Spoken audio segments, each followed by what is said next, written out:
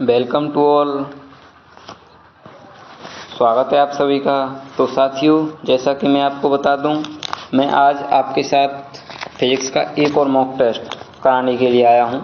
Physics का mock test, एक और न्यू मॉक टेस्ट लेके आया हूं, न्यू पैटर्न पर। ठीक है, बहुत ही अच्छे शानदार उसमें क्वेश्चंस होने वाले हैं। तो मॉक टेस्ट फोर्थ हम आज करने वाले हैं। आज से पहले हम 3 मॉक टेस्ट कर चुके हैं फिजिक्स के। इंग्लिश की क्लासेस भी कंटिन्यू आ रही हैं। तो जिसने फिजिक्स के जो पिछले 3 मॉक टेस्ट नहीं देखे हैं, तो आप उन मॉक टेस्ट को भी ज़रूर देख लें, क्योंकि वह भी महत्वपूर्ण क्वेश्चंस हैं उनमें, और आगे आने वाले एग्जाम में बहुत ही महत्वपूर्ण होने वाले हैं वो। ठीक है, तो ज़्यादा टाइम ना देते हुए अब हम चलते हैं क्वेश्चंस की ओर और आपको शुरू करते हैं क्वेश्चंस। पहला आपकी स्क्रीन पर आ चुका है। ठीक है, आज मैंने थोड़ी स्लाइड चेंज कर दी है। ठीक है, तो करो, ये क्वेश्चन पहला आपकी स्क्रीन पर आ चुका है। आई थिंक आपने सॉल्व कर लिया होगा।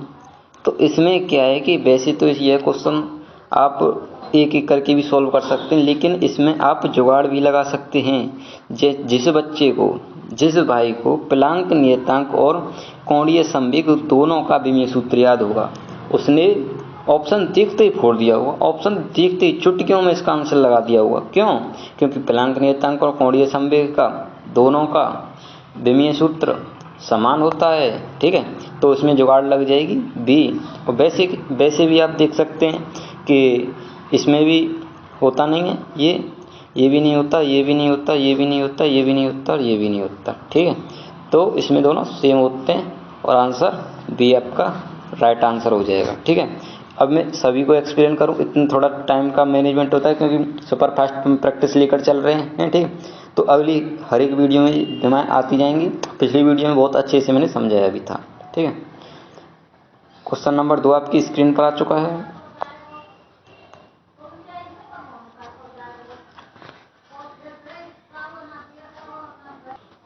तो आपको क्वेश्चन 2 में दिया है, यदि बल की दिशा में कण के बल और विस्थापन दोनों को दोगुना कर दिया जाए तो कार्य होगा। तो कार्य का जो फॉर्मूला, जो वर्क का जो फॉर्मूला होता है, W बराबर Fs होता है। यहाँ पे F जो फोर्स है और S जो है डिस्प्लेसमेंट है, विस्थापन। ठीक है, तो इसमें दिया है बल और विस्थापन दोनों को दोगुना कर दिया है। ठीक है, तो बल को करेंगे तो दोगुना 2F हो जाएगा, इंटू S को करेंगे तो 2S हो जाएगा, इजिकल टू 4। यहाँ पे Fs बराबर 4W। तो जो वर्क जो है वो वर्क जो है पहले का 4 गुना हो गया है। तो 4 गुना आपको कहाँ पर देखने को मिल रहा है? आपको ऑप्शन नंबर बी में आपको 4 गुना देखने को मिल रहा है, इसलिए ऑप्शन नंबर बी आपका राइट आंसर हो जाएगा। अब हम चलते हैं नेक्स्ट क्वेश्चन पर। क्वेश्चन 3 आपकी स्क्रीन पर आ चुका है। तो इसमें दिया है, निम्न में से कौन सा ग्राफ एक समान गति को दर्शाता है? तो भाइयों साथियों, यह जो ग्राफ हुआ एक समान गति को कौन सा दर्शाएगा? तो एक समान गति को ग्राफ वो दर्शाएगा जिसकी रेखा की ढाल नियत होगी। तो अब आप देखिए, रेखा की ढाल नियत किसकी होगी? इसकी तो रेखा की ढाल नियत नहीं, क्योंकि इसमें टाइम बढ़ रहा है और विस्थापन इसमें नहीं बढ़ रहा है। ठीक है, इसमें भी नहीं हुई, क्योंकि इसमें भी यहाँ तक तो यह ढाल नियत है, लेकिन यहाँ पर इसकी नियत नहीं है।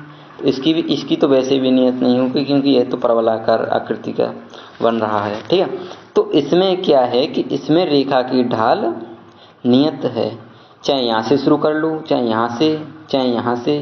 ठीक है, मतलब दोनों से वो होनी चाहिए। तो क्या है कि रेखा की ढाल नियत होनी चाहिए। ठीक है, तो रेखा की ढाल आपको यहाँ पर नियत देखने को मिल रही है। तो ऑप्शन नंबर ए आपका राइट आंसर हो जाएगा। ऑप्शन ए नंबर आपका राइट आंसर हो जाएगा। अब हम चलते हैं नेक्स्ट क्वेश्चन पर। क्वेश्चन 4 आपकी स्क्रीन पर आ चुका है। यदि दो सदिश ए वेक्टर तथा बी वेक्टर के लिए A vector cross B vector is equal to 0 हो, तो सदिश कैसे होंगे, क्या होंगे?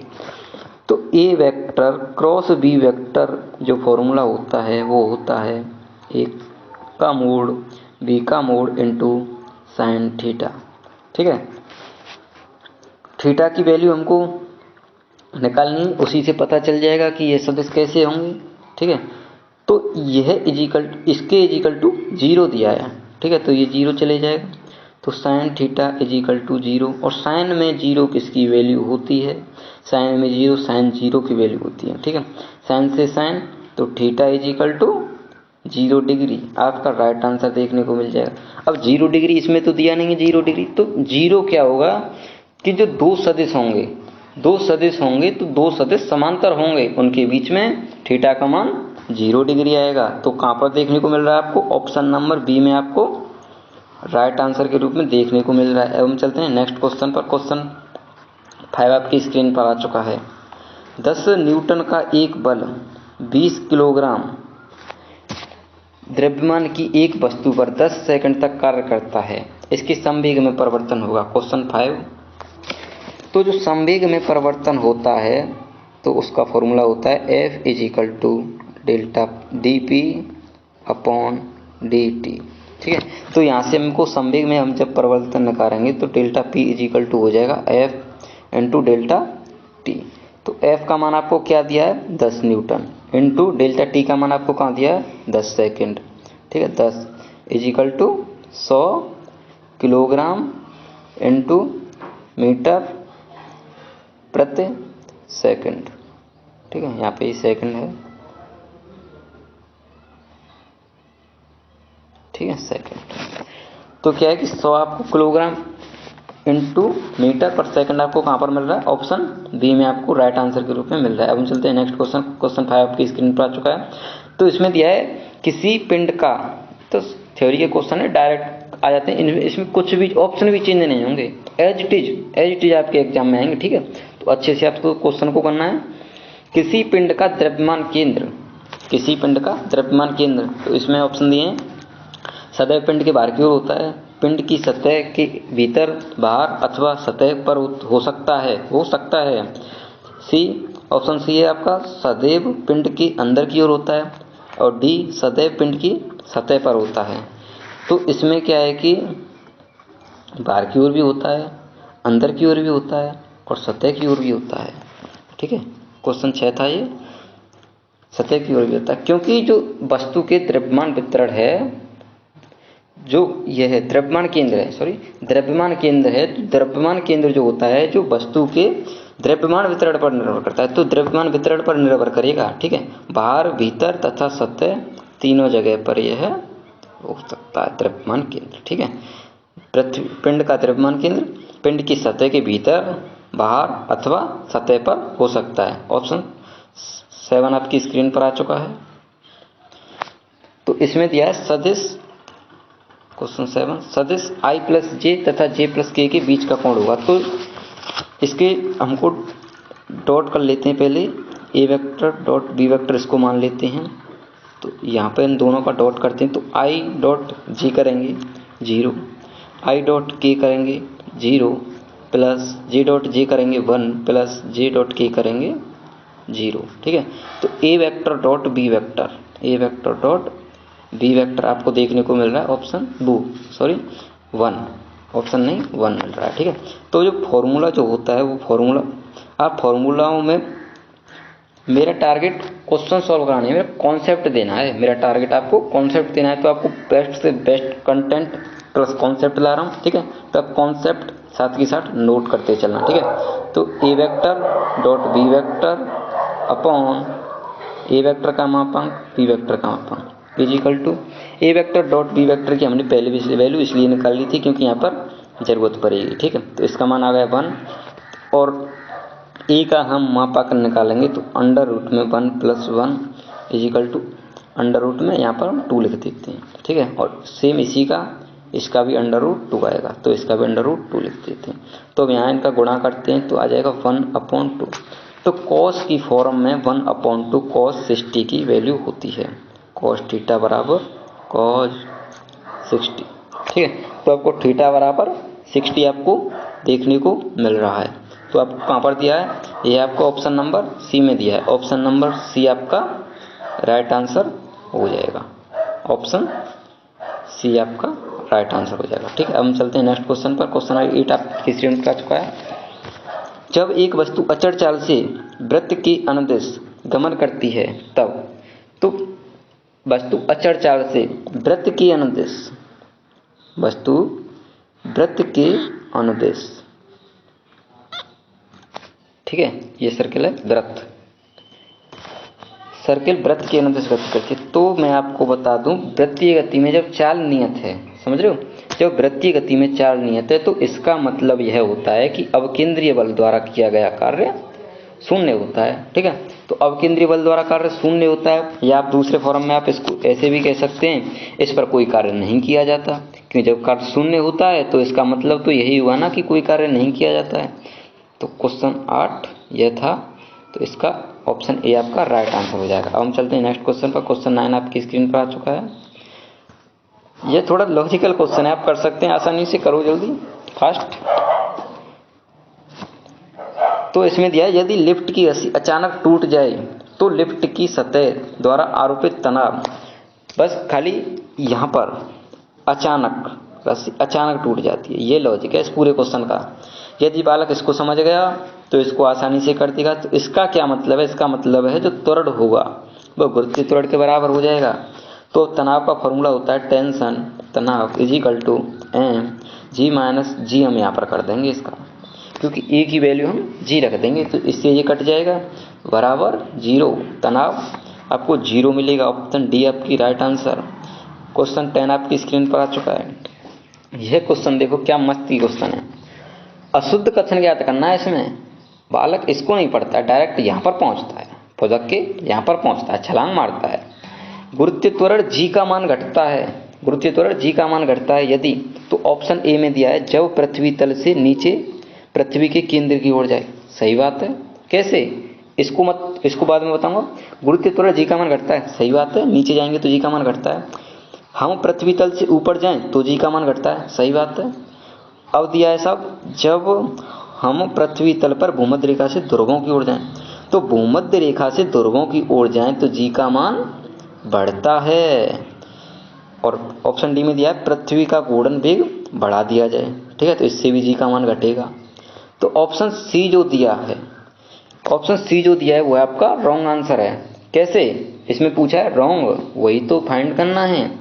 इसमें बालक घूम जाता है क्या सही क्या गलत, ठीक है, ध्यान से पढ़ना है आपको बहुत।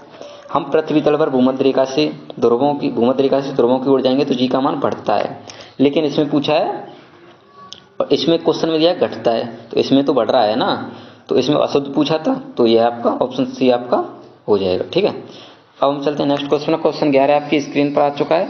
कड़ित्र का सिद्धांत आधारित है, तो कड़ित्र का सिद्धांत आपका बर्नौली प्रमेय पर आधारित है, ठीक है। क्वेश्चन 11 हो चुका है। अब हम चलते हैं क्वेश्चन 12। ये सीधे क्वेश्चन है। जब एक अंक धनावेश को समविभव सतह पर एक बिंदु से दूसरे बिंदु तक ले जाते हैं, तो जब एक बिंदु से दूसरे बिंदु तक ले जाते हैं तो इसका कॉन्सेप्ट ये है, समविभव सतह के प्रत्येक बिंदु पर विभव समान होगा। जो समविभव सतह जो दी हुई इसके प्रत्येक बिंदु पर विभव समान होगा, एवं जो दो समान विभव वाले जो बिंदु होंगे, ठीक है, उनके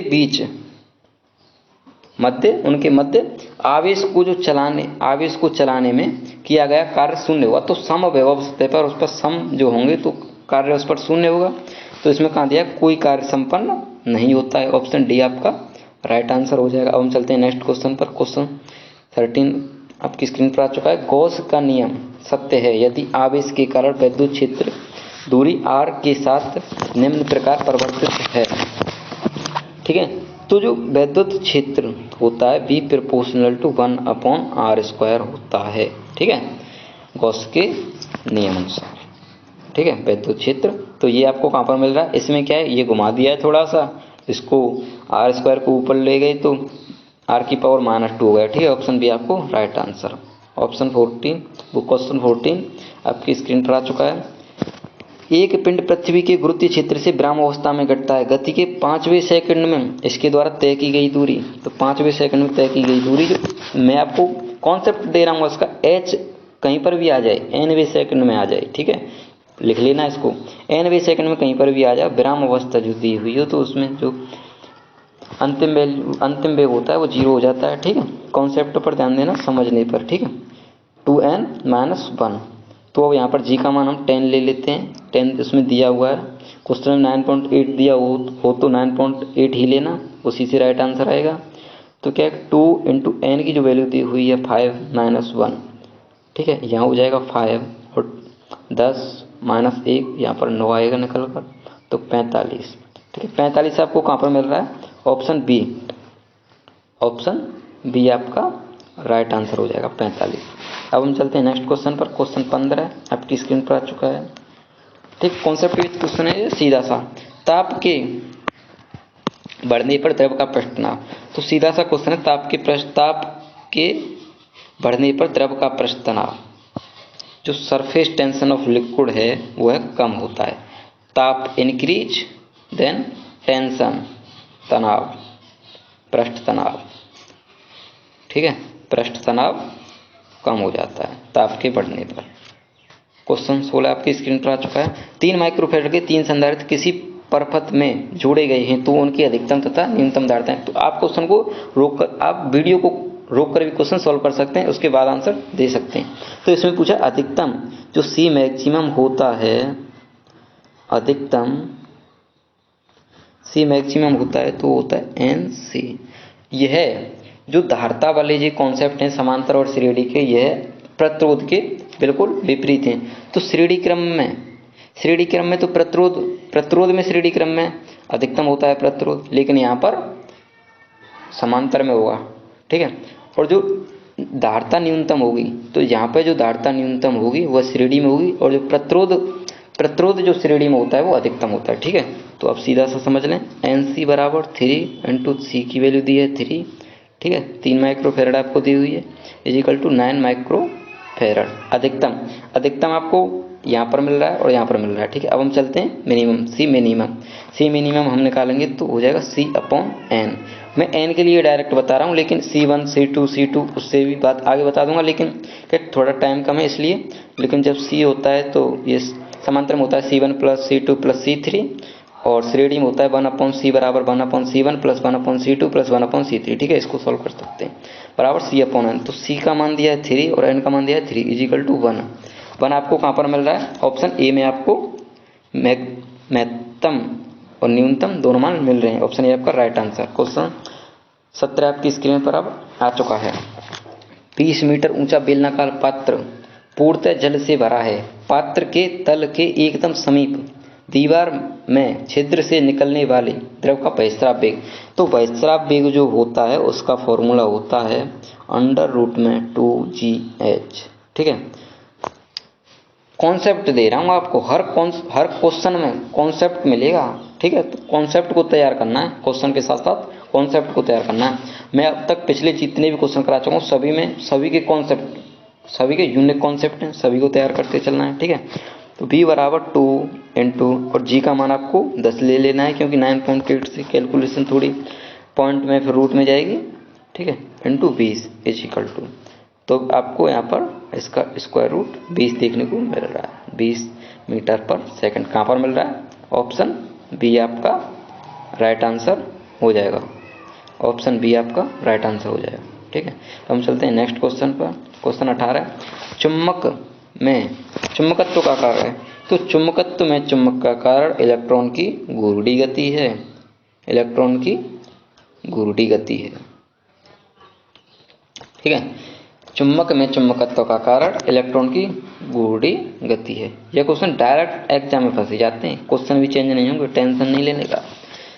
स्प्रिंग वाली घड़ी को चंद्रमा की सतह पर ले जाने से यह, स्प्रिंग वाली घड़ी को चंद्रमा की सतह पर ले जाने पर यह, क्वेश्चन 19, क्या परिवर्तन दिखाएगी? परिवर्तन आपको फाइंड करना है, तो इसमें ऑप्शन नंबर डी आपका राइट आंसर हो जाएगा। कोई परिवर्तन नहीं दिखाएगी। क्यों कोई परिवर्तन क्यों नहीं दिखाएगी? क्योंकि स्प्रिंग के दोलनों का आवर्तकाल गुरुत्व पर निर्भर ही नहीं करता है।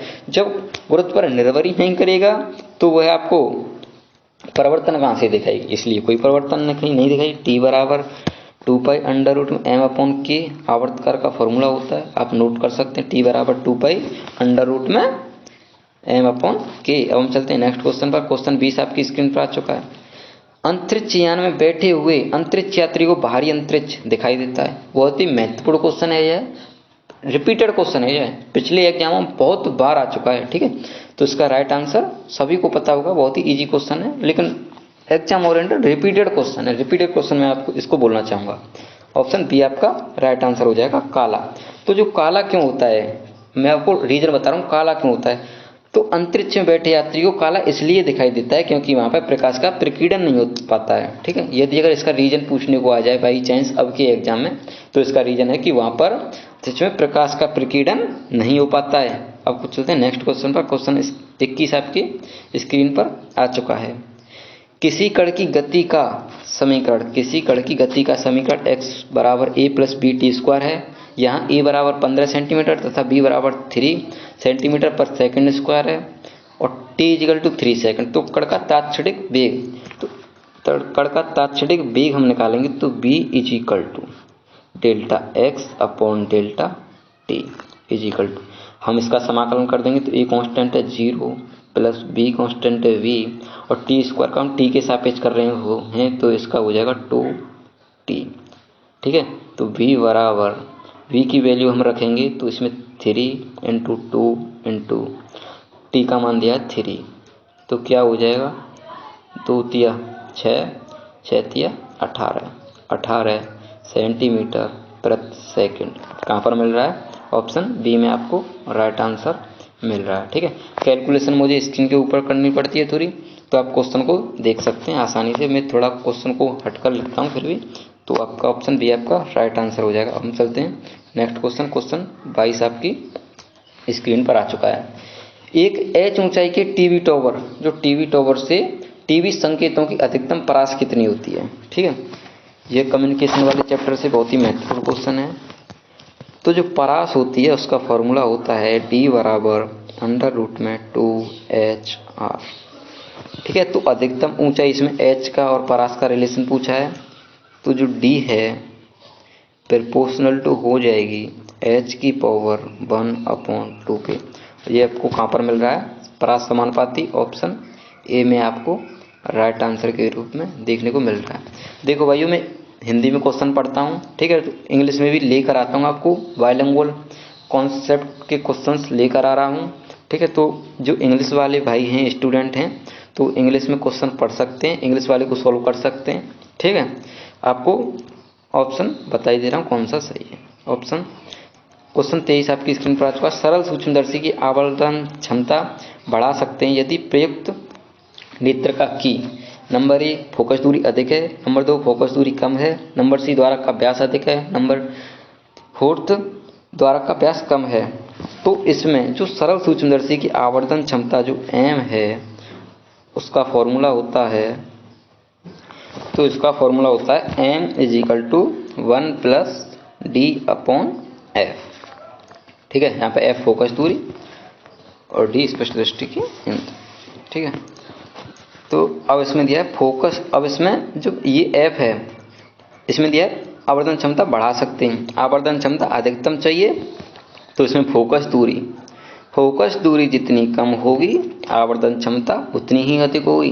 तो आपको कहाँ पर मिल रहा है, फोकस दूरी कम, ऑप्शन डी में फोकस दूरी कम, smaller focal length, smaller focal length. Focus दूरी जितनी कम होगी आवर्धन क्षमता उतनी ही अधिकतम होगी। अब हम चलते हैं नेक्स्ट क्वेश्चन पर। क्वेश्चन 24 आपकी स्क्रीन पर आ चुका है। एक उत्तल दर्पण की फोकस दूरी 20 सेंटीमीटर है। ठीक है, आपको f का मान दिया हुआ है 20 सेंटीमीटर और वक्रता त्रिज्या जो r है वो आपको फाइंड करनी है, तो इसका आपको फाइंड करनी है, तो इसका फॉर्मूला होता है f equal to r upon 2, f equal to r upon 2।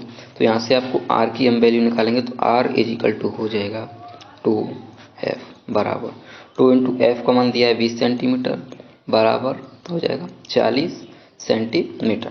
40 centimetre आपको कहाँ पर मिल रहा है, ऑप्शन डी में आपको राइट आंसर के रूप में देखने को मिल रहा है। ऑप्शन डी आपका राइट आंसर हो जाएगा। अब हम चलते हैं नेक्स्ट क्वेश्चन पर। आज की क्लास का लास्ट क्वेश्चन है और इम्पोर्टेंट क्वेश्चन है। ठीक है, प्रकाश की चाल से संबंधित है। प्रकाश की चाल तो पीछे भी बहुत बार आ चुकी है। ठीक है, महत्वपूर्ण आ रहे हैं, टेंशन नहीं लेने का। ठीक है, तो यहाँ से अपवर्तनांक के जो वो होता है फॉर्मूला होता है उससे निकालेंगे, mu equal to C upon V होता है, इससे हम प्रकाश की चाल निकालेंगे। ठीक है, तो ये तो कांस्टेंट होता है, तो इसको हमको निकालना है v। तो v बराबर इसका ये फॉर्मूला मॉडिफाई हो जाएगा, v c अपॉन जो म्यू है अपवर्तनांक वो आ जाएगा अपॉन में इज इक्वल टू सी का मान रखेंगे हम प्रकाश की, उसकी फिक्स वैल्यू होती है 3 × 10⁸ बट्टे 1.33। तो 1.33 ये भी सही है, आप इसको पॉइंट हटा के 2 जीरो ऊपर बढ़ा सकते हैं तब भी कर सकते हैं, लेकिन शॉर्ट में आप इसको ऐसे भी कर सकते हैं, जो 1.33 है उसको आप 4/3 भी लिख सकते हैं। तो आप 3 × 10⁸ अपॉन जो इसकी वैल्यू है 4/3 रखेंगे, ये 3 ऊपर चले जाएगा तो 9/4 हो जाएगा इज इक्वल टू इंटू 10⁸। तो 4 से आप इसको आसानी से भाग दे सकते हैं। ये थोड़ा आसान कर दिया, लेकिन वैसे आप यहाँ से भी डायरेक्ट कर सकते थे, कोई दिक्कत नहीं है। 2.25 इंटू 10⁸ कहाँ पर मिल रहा है? ऑप्शन बी आपका राइट आंसर हो जाएगा। ऑप्शन बी में आपको राइट आंसर के रूप में देखने को मिल रहा है। तो आज की क्लास यहाँ पर फिनिश होती है। बहुत ही 25 मिनट में 25-26 मिनट में हमने 25 क्वेश्चन तूफान की स्पीड से उड़ाएं, तूफान की स्पीड से। और ऐसा भी नहीं है कि कोई क्वेश्चन आपको अच्छे से नहीं समझाया हो, ठीक है। आपको लगे कि आपको कोई क्वेश्चन अच्छे से नहीं समझाया है तो आप क्वेश्चन को दोबारा पूछ सकते हैं किसी भी स्लाइड में, दोबारा बता दूंगा किसी भी क्लास में, तो कमेंट बॉक्स में। और आपको आप वीडियो लास्ट तक देखा करो, ठीक है। अब लास्ट में हो गया वीडियो, आई थिंक आपने वीडियो को लास्ट तक देखा होगा। यदि अगर आप शुरू से लास्ट तक आए हैं तो अपना कमेंट बॉक्स में अपनी राय दें कि आपको वीडियो कैसी लगी, आपका 25 में से स्कोर कितना रहा, कमेंट करके आपको स्कोर ज़रूर बताना है, ठीक है। अब हम मिलते हैं नेक्स्ट क्वेश्चन पर, अब हम मिलते हैं नेक्स्ट क्वेश्चन पर नहीं, अब हम मिलते हैं नेक्स्ट क्लास में, ठीक है। तब तक के लिए जय हिंद, जय भारत।